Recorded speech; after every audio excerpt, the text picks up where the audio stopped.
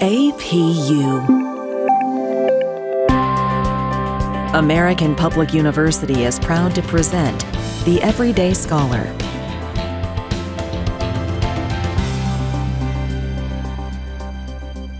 Hello, my name is Dr. Bjorn Mercer, and today we're talking to Dr. Danny Welsch, Associate Dean in the School of STEM. And today our conversation is about soil health. Welcome, Danny. Thanks, Bjorn. I'm glad to be here. Yeah, we've had you on the podcast many times, and hope to have you on many, many more. And so what we're talking about today is really about the Netflix documentary, or I should say that it was aired on Netflix, Kiss the Ground. And so the film Kiss the Ground discusses a critical connection between soils and the atmosphere in relation to global warming. Normally, we hear that the solution to global warming is a reduction of fossil fuels, but not anything having to do with soil. To start off, what is soil? Most people think of it as dirt, but from a scientific perspective, what is it? Well, soil is actually something that's pretty fascinating because almost everyone has had exposure to it, but very few people actually understand what it is or the role that it plays in global carbon cycles. Scientifically, soil is made up of three main components. You have mineral matter, which is tiny bits of rock. You have organic material, which is the most important thing that we're going to be talking about today. And you also have pores or void spaces. And those pores are filled with gases, they're filled with water, and they're also filled with microbes, little tiny living things, which can also be considered part of that organic pool that exists in soils. So that is what soil is from a scientific perspective. Three main components: organic material, mineral matter, and those pores and the stuff that is inside of them. That is a great definition. And honestly, I did not know that, of course. And so is there a difference between soil and then dirt? Actually, they're kind of the same thing. It depends on your perspective. So when I was in school, I had a soil science professor who would say, soil is what you grow your corn in, dirt is what's under your fingernails. Dirt is kind of a slang term for soil, and you'll never hear a scientist or an agronomist or a pedologist or a soil scientist describe soil as dirt, because dirt kind of has a negative connotation, and soil is something that is completely fascinating from a scientific perspective. One of the reasons that I think it's so fascinating is that in order to understand soil, you really need to understand biology and chemistry and physics and ecology and how all these things work together. Because if you just look at the way a plant grows in soil, the plant is the biological part, but that plant has to get its water from the soil. And there's actually a tremendous amount of physics associated with that. I actually took a whole course called soil physics, which most people probably don't even realize exists, but is one of the most fascinating courses that I ever took. So soils are fascinating because they really tie together a lot of different branches of science. And I think it's pretty interesting to think about soils almost from an atmospheric science perspective, which is what this documentary does. It really works to try and link what we're doing with the way we manage soils on the ground with what's happening in the atmosphere from a global climate change perspective. And that is excellent. I have never heard of the physics of, did you say soil? Soil physics, yeah. Soil physics, that's great. And a side question is, how is the dirt in Arizona different than the dirt in Maryland? So I'm assuming in Maryland, it's more easily able to be soil and things are able to be grown in it, versus in Arizona, one of the hottest deserts in North America. It takes a great deal to make that dirt into soil. Is that a simple way to look at it, or?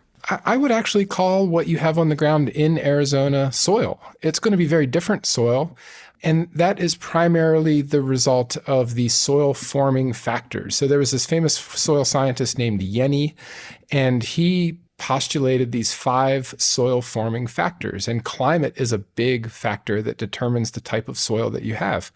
Your climate is very different from the climate that we have here in Maryland. It's a lot hotter and it's a lot drier in Arizona. Therefore, you would expect that the soils would have evolved through time to reflect that. They're probably going to be reflective of the different types of rocks that you have underneath of the soil, because the mineral components of the soil are really just a reflection of the geology that's there. So for an example, the soils that we have here where I live are very sandy because our rocks are primarily sandstone. But if you have soils that have a lot of limestone or are very basic, then that would be reflective of an underlying geology associated with limestone. I think soil in an undisturbed format is soil everywhere, but you can have incredibly different soil types. That's the other thing that's fascinating about soils, is that it varies so widely. And that's reflected in how the soils are managed, and it's also reflected in what those soils can grow. And that totally makes sense, because here in Arizona, obviously we grow different things than in Maryland. And just as an example, you can stick a moringa in the ground and it just shoots up just so well. And moringa is one of those trees from Africa that people are viewing as kind of a future superfood. Yeah, that's pretty fascinating. I would also expect that if you went into the forest here, because it is so humid in the summer and through the winter, and we have a lot more vegetation growing on the surface, you would have a much higher organic matter content. So if you were to take the soil and somehow separate out the organic matter, and the organic matter in soils are like bits of leaves and the detritus that breaks down from plants and animals that die in the soil, the dead fine roots from plants, the soils that we have here in the East would have a much higher organic matter content than what you would have there in the desert Southwest, primarily as a reflection of the limited amount of vegetation that you actually have on the surface there. But if you had a roadrunner or an armadillo or whatever kind of critters you have running around there that dies on the soil surface and that material breaks down into the soil, you can actually have really high localized organic matter. You don't have the same types of forests that we have here, which are able to contribute a lot of organic matter on an annual basis into the soil. And that totally makes sense. And so that leads us to the next question is, what is the connection between soils and the atmosphere? Oh, that is a fascinating story. And it's not one that a lot of people were aware of, but it's something that is really important and was the main theme of this film, Kiss the Ground. So if we think about where carbon is stored on the Earth, the vast majority of it is actually stored in the oceans, both in the water and in the sediments in the bottom of the ocean. And then there's a lot of it that is stored as fossil fuels, coal, oil, natural gas, that are still buried, that we're kind of rapidly digging up and burning. And then we have a lot that's stored in the biology, the living matter on the surface of the Earth. But we have a tremendous amount that's actually stored in the soils. If we looked at some numbers associated with this, you always hear about the carbon in the atmosphere. Well, there's about 760 petagrams of carbon in the atmosphere. A petagram is a ridiculously large number. It is 1 billion metric tons. So there are 760 petagrams of carbon in the atmosphere, and that's the one that we hear about all the time for contributing to global warming. But if we look at what is available in the soils, it's almost 3 times that. So if we think about all the soil that we have on the Earth and all the carbon that's stored there, you can kind of understand that there is a connection, because the soil carbon is 3 times greater than the atmospheric carbon. A lot of that soil is in an agricultural land use. And currently, a lot of the land use associated with agriculture is really good at releasing carbon from the soil where it goes back into the atmosphere. So effectively, what we're doing is we're taking carbon from the soil and we're putting it into the atmosphere. What this film postulates is that it's actually possible to do the opposite, to use the soils as a way to sequester carbon from the atmosphere. And what that would do would potentially have an impact on global temperatures. We could possibly lower global temperatures by managing soils so that they pulled carbon from the atmosphere and act as a sink as opposed to a source of carbon to the atmosphere. So that's really the link that this movie is talking about. I think there's a lot to be thought about there. And I'm really glad you explained carbon sequestration, because I didn't know what that was, but in explaining it, it totally makes sense. And passively, people think about farming and animal farming and everything like that, but they don't actually realize just how industrial farming relates to global climate. And so the next question is, how have our industrial farming practices contributed to global warming? Yeah, that's a great question. If we think about what we optimize for when farming is done on an industrial scale, we're optimizing for yield. And yield is basically how many tons per acre can we get? How many tons of soybeans or corn or barley or whatever it is that we're growing? How can we get the most from that piece of land? But that often comes at the expense of other things that you might want to consider, like the health of the soil.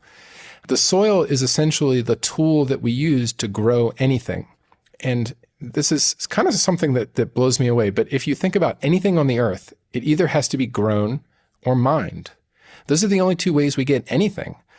And a lot of it is grown. And the tool that we use to grow anything is the soil. Now imagine if you used that tool over and over and over again, but you didn't do anything to fix it or replenish it. Imagine a kitchen knife. If you used a kitchen knife for 30 years without ever sharpening it, it wouldn't be as good at cutting things. And that is what's happening with industrial farming. But we're able to make up for that through chemistry. We're able to add things to the soil to supplement the fact that the soil itself, the tool that we use to grow things, has become weaker or less sharp, or in the agronomy perspective, less able to grow stuff. There's just fewer nutrients in that soil. But we can overcome that by adding chemical fertilizers. We can overcome that by adding pesticides. But what that does is it creates a soil situation that continually needs even more of those chemical additions. Now, those chemical additions have other bad side effects. They kill the microbial population that exists in those soils. And I mentioned the microbes earlier as something that lives in the pores. If you picked up a handful of soil, there's going to be billions of microbes in that handful of soil. And those microbes do a tremendous variety of tasks. They break down organic matter. They help make nitrogen in a form that's available to plants. They contribute carbon dioxide back to the atmosphere through respiration, just like you and I do. So these microbes are really important to soil health, but the chemical pesticides that are applied to agricultural fields actually kill those microbes. So we're really working to kind of weaken the soil ecosystem in a big way. The other thing that happens through industrial farming is tillage. The soils are plowed, mixed, chopped up every year. And what that does is releases a tremendous amount of carbon back to the atmosphere in a really short period of time. If you look at a model or even measured data from satellites of global carbon, you'll see this big flush come out from the northern hemisphere in April when the soils are tilled. And what's happening is you're taking carbon that's stored in the soils, and when you till the soil, you're either disturbing those microbial populations, you're killing plants and animals, or you're releasing carbon that has been in the soil that's been able to build up. That goes back to the atmosphere. So you get this big flush of carbon that comes out of the soil in the spring when the soils are tilled. It's possible to grow almost anything without tilling the soils. But because we manage primarily for yield, and tilling the soils is one of the ways to get the most yield, by that I mean the most efficient farming practices, when yield is what you're optimizing for, we still till, and that is something that releases carbon as opposed to allowing the soils to have a healthy ecosystem and pull carbon from the atmosphere. One of the things that really stood out when I watched Kiss the Ground was just the industrial farming and how so many decisions made seem to be short term. Like, we're doing this to have greater yield. And then years go by and decades go by. And then it seems like the soil that is there is, like you said, it's really requiring more and more and more chemicals, when in reality, if they just use the natural soil and use no-till, that could produce a much better result. Maybe not as much, but definitely long term. What are some of the changes to industrial farming can be made to solve this problem? And again, as a non-farmer and as a non-scientist, it just seems like all these decisions are being made, and this is the skeptic in me, kind of in the corporate boardroom, where we're doing this to have these high yields, to make as much food as we can. And, the soil will be okay. And if not, we'll just have some more chemicals to it. Yeah, I mean, that's kind of been the overriding philosophy, is we'll use the soils and then we'll add chemicals when the soils don't do what we want them to do anymore. And the main reason that philosophy exists is because you can still make a lot of money while doing that. Given that the focus is yield, and the yield determines how much you make as a farmer. Like, you get a certain amount of money per every ton or bushel, depending on the commodity. You're going to optimize for the greatest amount of money, and you're going to optimize for the greatest yield. So everything comes back to capitalism. Until there's a demand for products that are grown with an emphasis on soil health, it's very unlikely that we're going to see any change. The other big factor is federal subsidies. Farmers receive subsidies in order to make money off of crops that are grown in an inefficient way. If those subsidies would end, there may be an incentive for farmers to grow crops in a more efficient way where they didn't have to add as much chemical additives. And chemical fertilizer is ridiculously expensive. It's really, really expensive because the process that goes into producing it takes a tremendous amount of energy. But with federal subsidies, it's still able to be done in a relatively cheap way. So I think market demand from consumers, much like the organic industry has sort of taken off in the last couple of years, primarily due to market demand. Growing products in an organic way is less efficient, more expensive, but there's a market demand for it. I think maybe what we need is a label, something akin to grown organic, something like grown in a soil-friendly way or something like that, soil-friendly. And the question might come up, well, what about organic? Does organic support the soil? Not necessarily.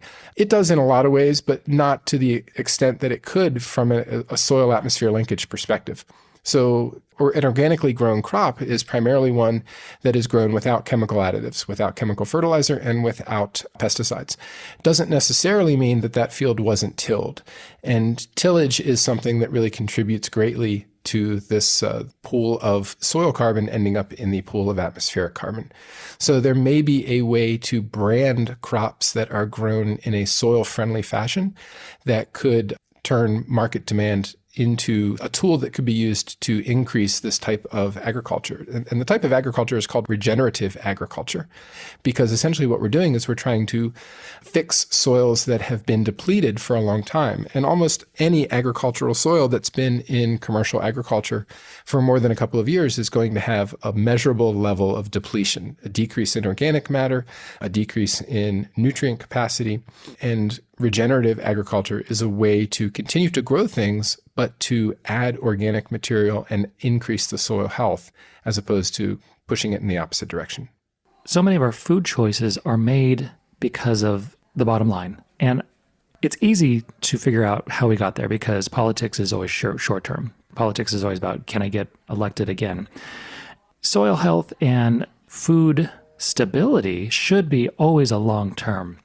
Do you think there's anything the government can do to help move this along without it being just a consumer demand? And I think obviously consumer demands can help, but the government, if they so choose to, could also speed up the process. Yeah, I really think they could. So if you think about what the government incentivizes right now, it primarily incentivizes growing crops to feed animals, and it incentivizes growing those crops in the most efficient way possible. And that usually means with a lot of chemical additives. And they incentivize that by paying farmers, or at least guaranteeing them a price per yield for their crop. It's pure economics. I'm not an economist, but you can incentivize almost anything with an economic reward. So there has to be a political decision to incentivize soil health and rejuvenative agriculture with the same tools that we use currently to incentivize growing a lot of food in a really efficient but unfortunately detrimental way. I'm not entirely sure how that changes, again, without going back to market forces, because politics is a reflection of the will of the people, and the people elect the people that make those political decisions. So until we change what we want out of our food system on a large scale, I'm not entirely sure that there's going to be any widespread change, which is a little bit disappointing, but it's reflected even in grocery store commercials. If you think about how grocery stores advertise their food, no grocery store really says, we have the best food. What grocery stores say is, we have the cheapest food, which is a reflection of the consumer demand. People don't really care about where their food comes from or how quality that food is. What they care about is that it is cheap. And the cheapest food is unfortunately almost always going to be grown with government incentives and with a lot of commercial additives. So that is where we're going to land for a little while, until we actually start to see things happen from a global perspective and are able to demonstrate that we can still grow a lot of food in a really soil healthy way, and that it has the positive impact of pulling carbon out of the atmosphere and might lower the temperature. That's a difficult row to hoe, to use a bad agricultural analogy. It's going to be a struggle. But I think that it is possible. I think that there are some small pilot studies that have shown that you can grow stuff this way, still have really high yields. It costs less, which means greater profits to the farmer. But it is a paradigm shift. It's going to be like pulling teeth for a little while. But I think it's possible, and I think it's something that we really need to do just based on the fact that, honestly, it's one of the easiest things that we can do to pull carbon from the atmosphere. If you think about the other proposals to sequester carbon from the atmosphere, they're really complex. They revolve around the term geoengineering, where we want to pump carbon out of the atmosphere and insert it into the deep oceans or insert it into old oil wells deep in the earth, things like that. Those are really difficult from an engineering perspective, and they're also really expensive. But just changing the way we farm is actually something that anyone could do. Like, you could go out and you could change the way you manage the garden in your backyard, and that can change your garden from a source of carbon into a sink of carbon. And that's really what we want. We want there to be additional large sinks of carbon. From a scientific perspective, a sink of carbon is something that absorbs carbon, and a source is something that gives it off. Right now, commercial agriculture, and almost all agriculture, is a source of carbon, and we want it to be a sink. And it's possible, but it's going to be different. You know, after watching Kiss the Ground, it's not that I was depressed per se, but just more of amazed at how many years have passed where not that bad practices were being used to grow our crops, but again, just that how capitalism and consumer demand, like you said, we create the cheapest products out there. It's really amazing to think that so many little things can happen, but it does require people to change, which of course is one of the hardest things out there. And today we're speaking with Dr. Danny Welsch, and we'll be right back after a short break. At American Public University, we believe quality education must be more affordable. That's why, as a leader in online higher education, we focus on minimizing costs and maximizing return on learner investment. And we believe higher education must be more accessible. So our online programs start every month. American Public University, within reach, without limits. Learn more at americanpublicu.com. And we're back with Dr. Danny Welsch. We left off with you talking about a carbon sink in the backyard and how soil health can be changed versus using chemicals and pesticides. And so another really important aspect of Kiss the Ground were animals. And so how can animals come into the equation, like livestock, cows, pigs, and the industrial farming of those creatures? So if you think about what happens when we grow things on the soil, you're essentially converting carbon that is in the atmosphere or in the soil into a plant. And then you harvest that plant and you take it away. What would happen in nature is that plant or some part of it would fall off or die, and that material, that carbon, would be incorporated back into the soil. So in essence, what's happening through agriculture is we're constantly taking carbon out of the soil and not putting it back, which means that the net amount of carbon available in the soil is gradually decreasing. And that is problematic because a lot of the nutrients that the plants need are tied up with that soil carbon. But we're able to overcome that by adding chemical fertilizer to the soils, but that still doesn't increase the amount of carbon. One of the things that animals can do is add carbon to soils. Compost is a great way to do that. If you intercrop your soils with animal grazing, so it's a cornfield for a couple years, and then it's an animal paddock for a couple of years.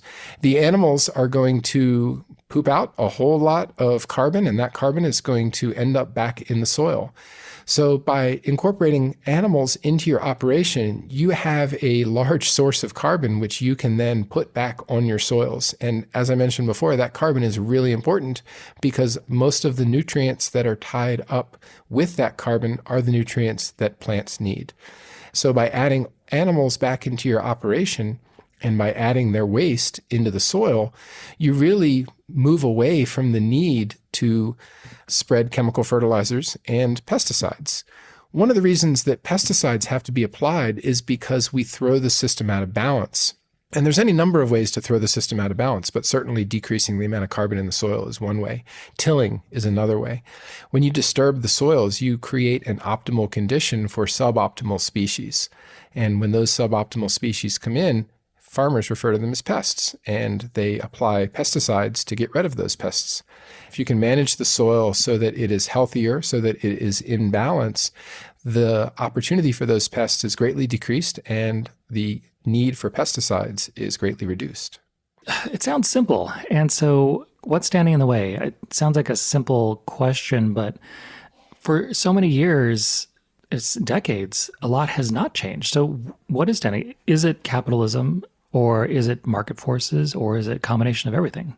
I think it's a combination of a lot of different things. We've done agriculture the same way for a really long time. Until we develop the momentum to change the way we've always done it, it's going to not really change. If you think about what it takes to steer an aircraft carrier, they're big, they're huge, and it takes them a lot of space and a full day to turn around. It takes them a couple miles to stop. So these things have a lot of momentum, and our agricultural system is a good example of that. Our agricultural system has deep roots in tradition, and those traditions are tilling the land and federal subsidies. Those are two of the big things that would have to change in order for this to happen. The other thing that I think would have to change is yields. We require a lot of food. We grow a lot of food to feed animals, and we grow a lot of crops to feed us. There's still a big question as to whether or not we could grow enough food with a lot of agricultural land in a regenerative agricultural land use. So that might be one of the big factors, is simply our population.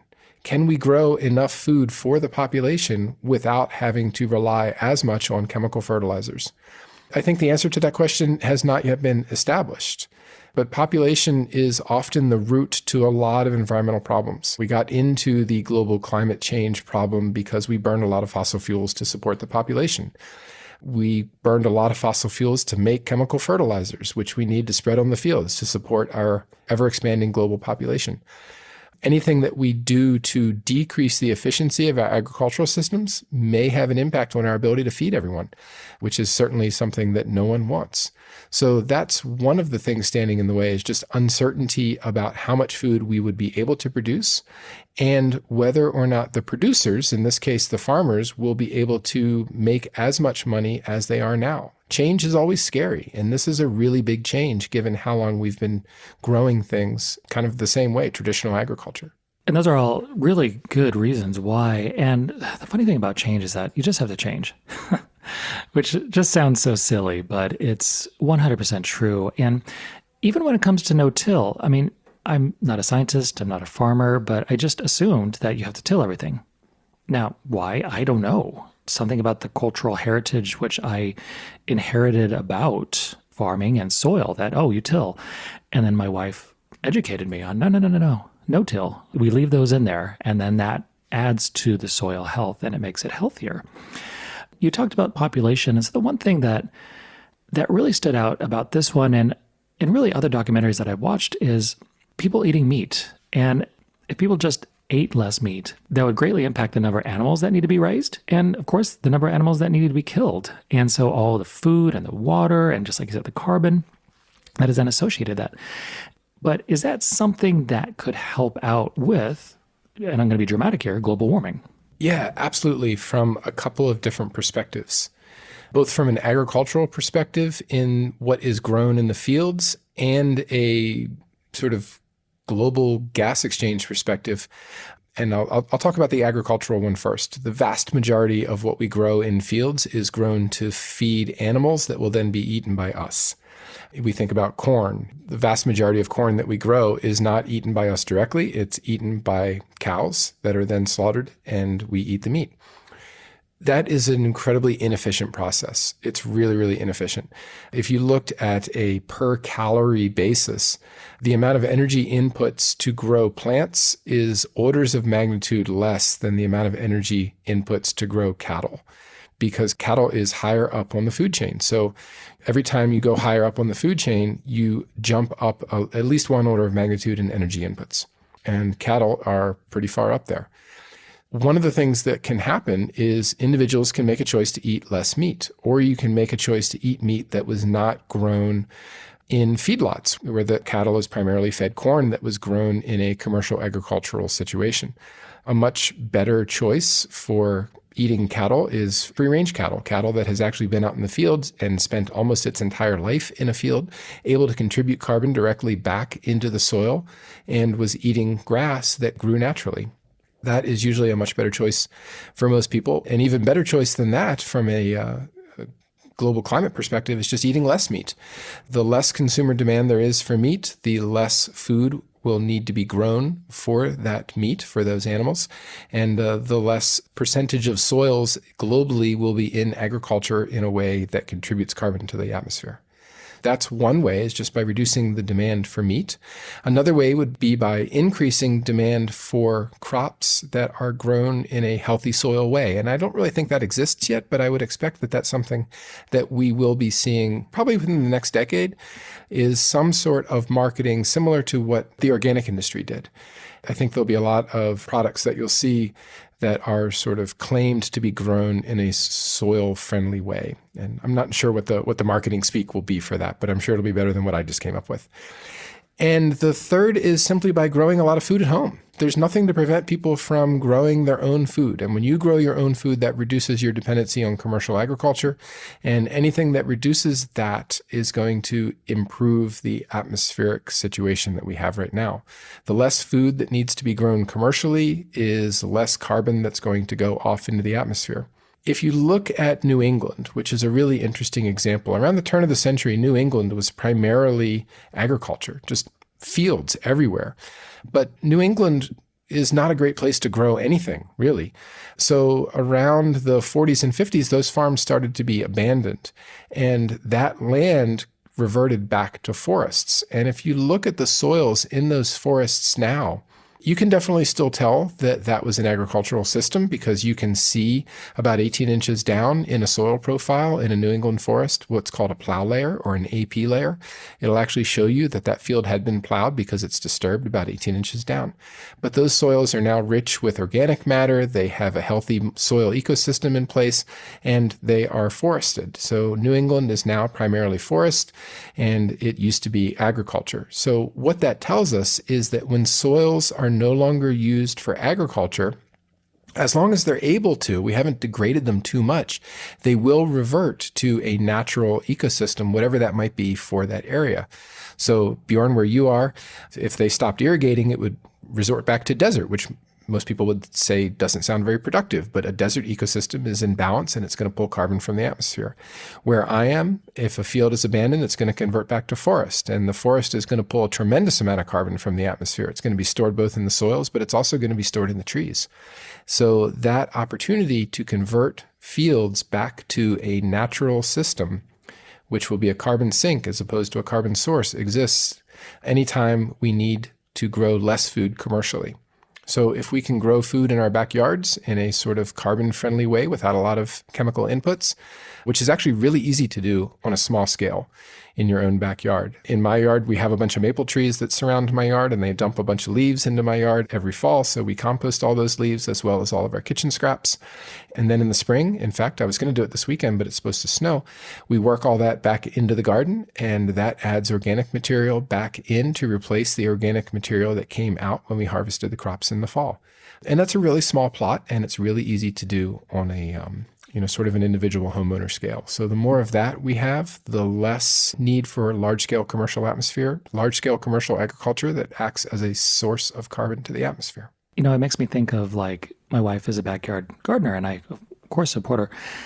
And over the years, it's really made me realize what soil health is and how easy it is to grow things in your backyard. I mean, in Arizona, again, there's very specific types of plants you can grow, but zucchini are extremely easy. Tomatoes are very easy. And leafy greens, I mean, Swiss chard grows like nothing here, and it just grows huge. And very, absolutely great. We don't have to buy leafy greens for 5 months out of the year, 6 months out of the year. And it really makes me think, like, in the desert, if you would have a moringa farm, or if you had a paddle cactus farm. You literally would barely need to water these things and they would grow. And as Americans, we don't typically eat paddle cactus, but we can. It's just something that we could get used to. Moringa, you can go to your local Costco and buy some moringa powder, and it's the next superfood.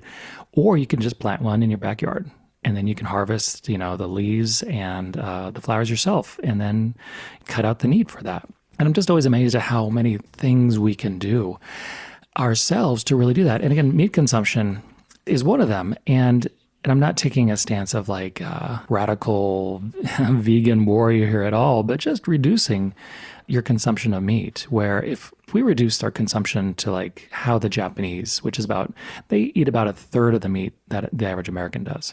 Just think of how that would help. Now, obviously, companies and industries would have to adjust. But as with anything, companies and industries have to adjust all the time. And I would say the government should stop doing so many subsidies for farming, especially when such a large portion of the government doesn't believe in regulating industries and giving anybody a leg up, and believing in free market capitalism. And if you believe in free market capitalism, it's hard to imagine that you're saying, oh, but farm subsidies are okay. There's a disconnect here. Now, as a side question, because so few people these days are active in farming, and if you look 100 years ago, half the country was still in agriculture. And if you go back, it'll be 60, 70, 80, 90% of the people are in agriculture. But today, it's under 5%. Now, I can only imagine it's going to get smaller. So I could see a day when the government has to take over farming. Is that a time in which they could implement good or better soil health policies? Now, one of the things we have been saying is capitalism this, capitalism that, and it's not to downplay capitalism, because in any socialist or authoritarian, more importantly, state, if they have bad agriculture policies, they're going to have bad soil health. Yeah, I think there is a tremendous opportunity for that. And if you look at some of the things that the government has been able to do, individuals will almost always optimize for economics, for finance. They're going to take the cheapest option with the greatest reward, because money is what's most important to most people, because they have to feed their families, and that makes complete sense. But governments are able to optimize for different things. As an example, in the small town that I live in, our local police department, which is of course part of the government, has just bought a fleet of electric police cars. Not something most people would do, but because the government is able to optimize for a different set of goals than just what is the cheapest police car I can buy, they tend to have the ability to do that sort of thing. So one example is when government employees fly, they're often required to pay for carbon offsets. Not something that the ordinary individual would do because it's more expensive, but the government has an interest in offsetting its carbon footprint, and the resources are available because of the size of the government to do that. So that's an example where the government is using its power, its size, its resources to optimize for a different goal besides the cheapest solution. And I think if the government had a stronger hand in agriculture, had a way to sort of steer agriculture in a different direction, that would probably be a good thing. Now, a lot of people would say, well, that's a radical expansion of government, and it probably would be. But I would argue that maintaining our atmosphere while at the same time maintaining our food supply would actually be a pretty good role for government. And I really like that. And as a lowercase libertarian, I would describe myself as, you try to keep the government out of as many decisions and policies as possible, except for when the private sector or companies consistently only strive for profit. And that is the natural way. And if a company is listed on the stock market, they will, of course, that is part of their policy, and that's what they drive for, is profit. It's very similar to healthcare, where there's such an obsession with cutting costs. But there's this huge middle person called the insurance companies that do nothing besides create cost in between the consumer and getting good health. And again, the reason I bring up farmers and the government is that just the number of people who do farm has been going down to where there potentially will be a crisis where there's just not enough people. The government in the U.S. is forced to do something, and that might be perceived as a government oversight, but it also, to me, would be perceived as something the government is required to do, because we can't force people to do things. We can't put them in jobs that they don't want to do. It's complicated, and it'll be interesting to see how the next few years go. And my last question for you, Danny, and it's a tough one. Is the world going to end in 10 years? No, I don't think it's going to end in 10 years. I think we have a couple beyond that. I only say that because of the very famous and passionate Swedish environmental advocate, Greta Thunberg. Again, being young and passionate, I understand, and having environmental passions my heart goes out to it. But I also find that if you use the messaging of the world will essentially end in 10 years, that's also setting yourself up for 10 years to come and go, and then for people not to listen to you. So what should the messaging be behind all this? Because as long as I've been alive, there's been an Earth Day, and we have to do all these things. And as long as I've been alive, actually, things have only gotten worse, even with Earth Day and all these different movements. Yeah, that's an interesting question. And one of the reasons that climate is such a challenge to address is because it's such a large problem and such a long time scale. If you put someone next to a volcano and say, this volcano is going to erupt tomorrow, they're probably going to move. But if you put someone next to a volcano and say, well, this volcano erupted 40,000 years ago, there's a chance that it could happen again, they're not going to move. And that's actually a real example, because there's a tremendous number of people that are living in the shadow of active volcanoes, which could erupt at any moment. But that threat of risk, their individual assessment of risk is low because the problem is large and the timescales are grand. And that is something that actually makes it really difficult to fix this problem. So I think the only real way that we can get any traction on solving a problem like this is to put it in terms that people can understand. Put it in terms of things that are happening right now. We can look at the annual temperatures. We can look at the temperature of the oceans. We can look at the frequency of storms and talk about things from that perspective, as opposed to, well, 50 years from now, we might not be able to grow corn in Nebraska because it'll be too hot. That's not something that people are really going to be able to wrap their minds around, because half the population is going to go, well, I'm not going to be alive in 50 years. But if you say, look at what happened last year with the hurricanes. That is caused by global warming. And global warming is caused by, at least partially, by the way we grow our food. So maybe we need to change the way we grow our food. Messaging has a big role here, and I don't feel like we've done a great job in messaging in an appropriate way to see fundamental change. And that is a wonderful way to put it, because messaging, unfortunately, is everything. But even something like reducing your meat consumption, it's completely fine. If you ask your doctor will say, yes, reduce your meat consumption. It'll help your cholesterol. It'll help your fats, all these positive things. But then some people are like, no, I'm not going to do it. I'm going to do what I want to do. It's my body. And of course, yes, of course.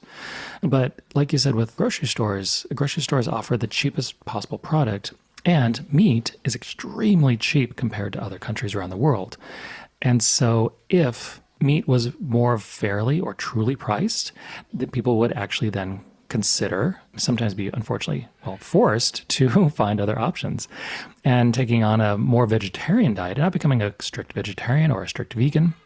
But again, just eating more of those options than meat can help not only your own health, because I'm sure we all want to live a long time, but also help the environment. And so absolutely wonderful conversation, Danny. Any final words? No, I really think that this is an interesting avenue to think more about. Regenerative agriculture is not something that I had heard or read a whole lot about prior to watching this documentary. And I hope it's something that I hear a lot more about, because it sounds like almost a win-win if we can convince people to go in for it. You're able to turn soils into a carbon sink. You're able to pull carbon out of the atmosphere. That's a big win for global warming. You're able to create a healthier ecosystem that's in greater balance. That's a win for using less chemical additives in the form of fertilizers and pesticides.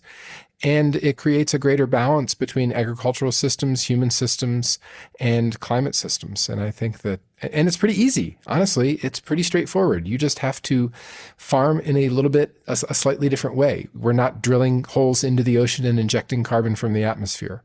This is not a big engineering challenge. This is a pretty easy thing to do that could potentially have a relatively large impact.